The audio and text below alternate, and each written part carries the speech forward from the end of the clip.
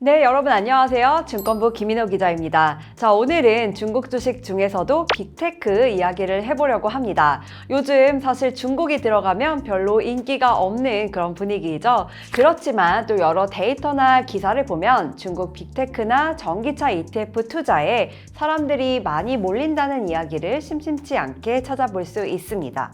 자, 워낙 급등락이 있는 편이라 단기 수익을 노릴만 하다는 그런 소리도 있죠. 다만 결론부터 말하면요, 중국 관련주는 중장기적으로는 만족할 만한 수익을 내기 어렵다는 분석이 있습니다.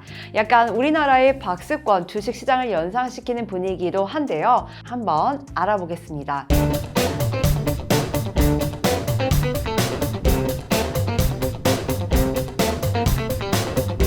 자, 내년에 이제 중국 입장에서는 미국 트럼프 2기 정부 출범 리스크가 부각이 됐고요. 또 중국 경제 둔화 그림자가 여전히 짙은 가운데 이 홍콩 항생테크 지수가 11월 22일부로 기술적 약세장에 진입했습니다.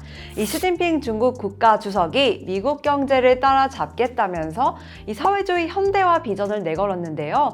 대규모 경기 부양책을 냈음에도 불구하고 실제 집행 의지가 불확실하다는 지적 또 나오는 데다가 이 중국 빅테크 기업들 매출이 점점 둔화되고 있으니까 투자자들이 앞다퉈 주식 매도에 나선 결과입니다. 자, 이 홍콩 증시에서는 중국 빅테크 기업들 주식 매도세가 이어지는데 물론 하루 이틀만 보면요, 등락이 있겠죠. 어떤 날은 많이 오르는 날도 있을 겁니다. 하지만 통상 11월은 중국 주식이 약세인 경향이 있다고 하고요. 또 이런 계절적인 특징을 생각하기에는 중국 기업들을 둘러싼 시장 환경도 좋지 않다고 합니다. 자, 그래서인지 이 홍콩 증시에 상장된 중국 주요 기술 기업 주가를 추적하는 항생테크 지수 기술적 약세장에 돌입했는데요. 기술적 약세장은 통상 전고점 대비 시세가 20% 이상 떨어지는 것을 말합니다. 이 항생테크 지수 같은 경우에 전고점이 올해 10월 7일 5,386.48이었네요. 이런 데다가 이 중국 중앙은행 격인 인민은행이 정책 금리인 1년 만기 중기 유동성 지원 창구 금리를 연 2.0%로 동결한다고 발표를 하자 또 빅테크 투매 분위기가 이어지는 것 같습니다.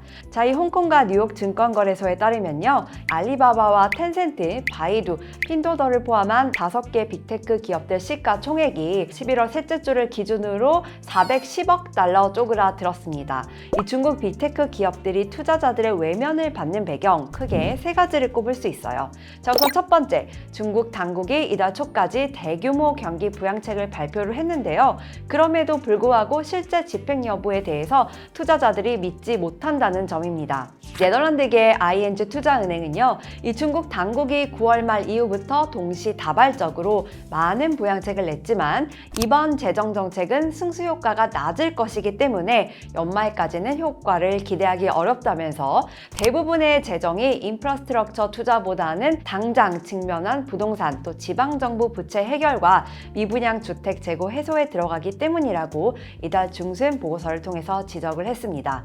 이 밖에 당국이 11월 초까지 발표한 10조 위안 지원책도 3에서 5년에 걸쳐 집행되는 시기인 반면에 당장 내년 출범할 트럼프 2기 정부의 대중 관세 위협에 대한 대응책이 나오지 않고 또 단기 부양 효과도 보기 힘들다는 분석이 많습니다. 자, 두 번째로는요, 빅테크 기업들 실적 둔화를 꼽을 수가 있어요.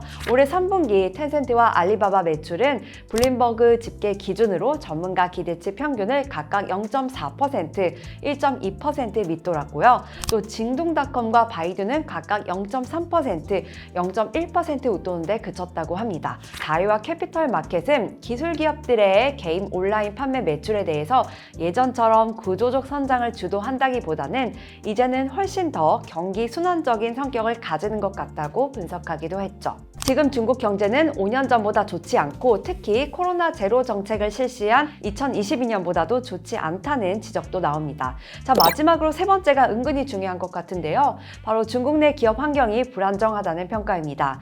이 세계 최대 헤지 펀드죠. 브리지트 워터 어소시에이츠의 레이 달리오 회장은 최근 중국 당국은 자본주의에 덜 호의적인 움직임을 보이고 있기 때문에 이 중국에서 부자가 되는 게 여전히 영광스러운 일인지는 의문이라고 말했습니다.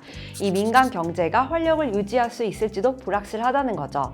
이 중국 공산당 지도부가 중국 부자를 상대로 해외 주식 투자 등으로 얻은 해외 자본이득 소득에 대해서 20% 이상 세금 징수에 나섰다는 소식도 나온 적이 있는데요.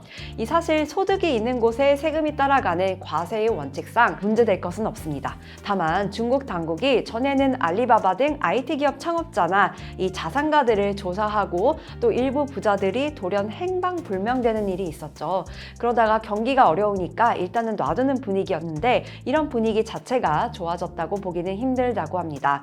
자, 이 중국 기술 기업들이 AI 시대에 경쟁력을 갖추기 위해서 실리콘밸리 등에서 인재 영입에 힘쓴다는 기사 요즘 많이 나오고 있는데요. 다만 중국 재정 부양책이 전반적으로는 농촌 부흥이나 부동산 살리기 내용이기는 합니다.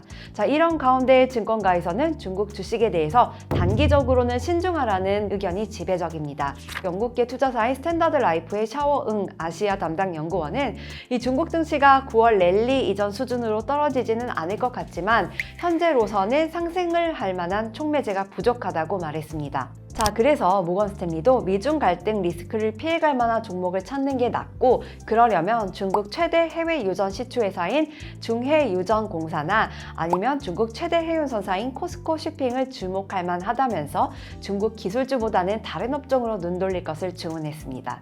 자, 내년에는 중국 주식 저점 매수할 만하다는 의견 계속 나오고 있는데요. 자, 여러분은 중국 주식에 대해서 어떻게 생각하시나요? 자, 오늘은 여기까지였습니다. 함께 해주셔서 감사합니다.